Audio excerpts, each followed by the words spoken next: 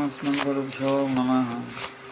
लक्ष्मीनाथसमारम्भां नाथयामनमध्यमाम् अस्मदाचार्यपर्यन्तं वन्दे गुरुपरम्परां। वसुदेवस्त्वं देवं कंसचाणूरमर्दनं देवकी परमानन्दं कृष्णं वन्दे जगद्गुरुं। दृश्यते रङ्गयस्य नगरे रङ्गयात्रातिनेदिने तमहं शिरसा वन्दे राजानं कुलशेखरम्।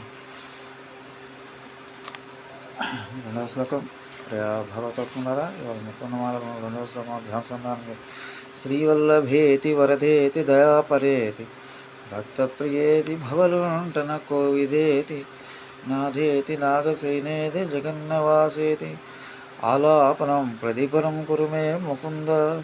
మహాభక్త శేఖరుడైన శ్రీ కులశేఖర మహారాజు మొట్టమొదటిసారిగా తన స్తోత్రారంభము ముకుంద ని గూర్చి కింద విధంగా ప్రార్థించారు. ఓ ముకుంద, శ్రీవల్లభ, వరద, దయాపర, భక్తప్రియ, భవభంజన కోవిద, నాథ, నాగసేన, జగన్నివాసాని నా మొరకు సమాధానం వస్తుంది. ముకుంద, నేను మాట్లాడు ప్రతి మాటలోను నీ నామం పలుకున్నట్టు అనుగ్రహింపు. శ్రీవల్లభ, వరద, దయాపర, భక్తప్రియ, భవలుంటున కోవిద, నాథ, నాగసేన అని నేను సతతము నీ నామమును ఆలపించున్నట్టు చేయ. ముక్తికి ముఖ్య సాధనం నామం. మాటకి సంస్కృతం పదం అని పేరు. అడుగు అని కూడా పదమునకు అన్నమాటకు అర్థం. అడుగు వేసినా నోరు విప్పినా భగవన్నామం రావాలని వారి కోరిక. నడుచుచు పనులు చేయుచుండను, ఏ మాటలు మాట్లాడుచుండను భగవన్నామం మనవరాలు. భగవంతుని చేరుటకు రేవు శ్రీ ఆమెయే లక్ష్మి. కృష్ణావతారంలో రాధగా రుక్మిణిగా వచ్చినది ఆమె. ఆమెను ఆశ్రయించి ఆమె ద్వారా ఆమె ప్రియుడు అని సర్వేశ్వరుని ఆశ్రయించవలన. ఆమె అనుగ్రహం లేని వారికి భగవదానుగ్రహం కలగదు. భగవాన్ నామంలో భగవానుకి ఇష్టమైన పేరు శ్రీవల్లభ. దాన్ని ముందుగా కీర్తించవలన. అట్లు కీర్తించిన నాడు మనము కోరిన కోరికలను భగవానుడు తీర్చక ఉండలేడు. మనము అధికారులమా అనధికారులమా అని సంశయం ఇప్పుడు అమ్మ ద్వారా ఆశ్రయించుటే మన యోగ్యతని మనకు వరములను వసమును కావున వరద అని కీర్తించవలను. అమ్మవారు మెప్పునకై విధులేక వరములు ఇచ్చుట కాదు. అమ్మవారు దయాస్వరూపిణి. ఆమెను ఆశ్రయించుడిచే మన వైపు చూచుట ఏమి? ఆ స్వామి హృదయం మన దయ పొంగులు వారము. దానితో మనము పడు బాధలు మనకంటే స్వామి ఎక్కువ బాధపడుచును. దాన్ని దయాపర అని కీర్తించమని. ఇంతటి ఆదరణ చూపిన స్వామికి మనమేం అర్పించగలము? అర్పించడానికి ఏమున్నది? అతని మనస్సు నుండి మన వద్ద నుండి ఏమీ అపేక్షింపడు. అతన్ని ప్రేమించడే కాంక్షించడు. మనం అతన్ని ప్రేమించదేమా? అతను మన మాటలతో చెప్పలేనంతగా ప్రేమించడు. భక్తాస్తే అతీవ మే ప్రియ ఏమద్భక్త సమే ప్రియ సచమవ ప్రియ అని చెప్పినట్లు మనమేమి చేయనక్కర్లేకయే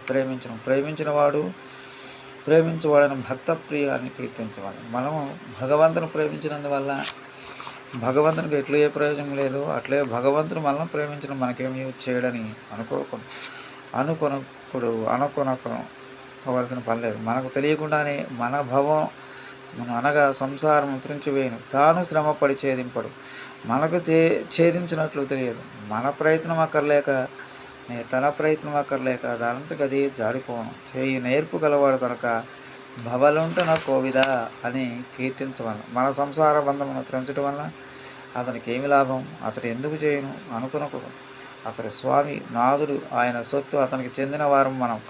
అందుచే దాసుల బాధను తొలగించడం ప్రభువు బాధ్యత కదా. అతని పదవి నిలబెట్టుకుంటే అతడు మనకు ఉపకరించడు. కానీ మనం అతని నాథుని గుర్తించవలను. అందుకే నాథ అని కీర్తించవలను. ఇంత చేసు ఏమి చేయని వాని వలె హాయిగా శేషసాయిపై శయనించి ఉందను. శేషుడు తన శరీరము స్వామికి ఇల్లుగా, పాన్పగా, ఆసనముగా, పాదుకుగా, వస్త్రముగా, తలగడగా, గొడుగుగా, పాదపీఠముగా మార్చి వినియోగపరచును. మనము కూడా మన శరీరము ఆత్మను అన్ని విధముల వానికి వినియోగించపరిచిన నాడు ఆ శేషుని మీద పరుణునట్లే శేషభూతమైన మన ఆత్మలో కూడా పరుణును. కావున నాగశైల అని కీర్తించవలను. ఎక్కడో దూరముగా శేషపై పరుని వారిని మన వలన మనకేం లాభం? మనం వారిని పొందగలమా? అనుకొనక అనుకొన అవసరం లేదు. అతడే సర్వజగమును తనకు నివాసముగా ఏర్పరచుకొని నివసించును. సర్వ జగమునకు తాను నివాసమై ఉండను. మనలో ప్రత్యక్ష అనుగుణందును అతడును. అతడు లేని చోటు లేదు. కావున జగన్నివాసానికి కీర్తించవలను. ఇట్లా మాటకు అడుగడుగున నీ నామం ఆలపించినట్టు చేసి ముక్తినొసంగుడు స్వామి అనుగ్రహింపుము. శ్రీయత్కాంతాయ కళ్యాణధేయ శ్రీ వెంకట నివాసాయ శ్రీనివాసాయ మంగళం. మంగళం నారసింహాయ మంగళం గుణసున్నవి మంగళారామనివాసాయ యాదాద్రీసాయ మంగళం. మంగళాశాసన ప్రేమదాచార్య పురోగమై సర్వైశ్య పూర్వైరాచార్య సర్వైస్తు మంగళాశాసన ప్రేమదాచార్య పునఃసర్వైశ్య పూర్వైరాచార్య సకృపాయ అస్తు మంగళం. శ్రీమతే రమ్మజామాతృ మునీంద్రాయ మహాత్మనే శ్రీరంగవాసనే భూయాత్ నిత్య శ్రీ నిత్యమంగళం. ఓం అస్మద్గురుభ్యో నమః.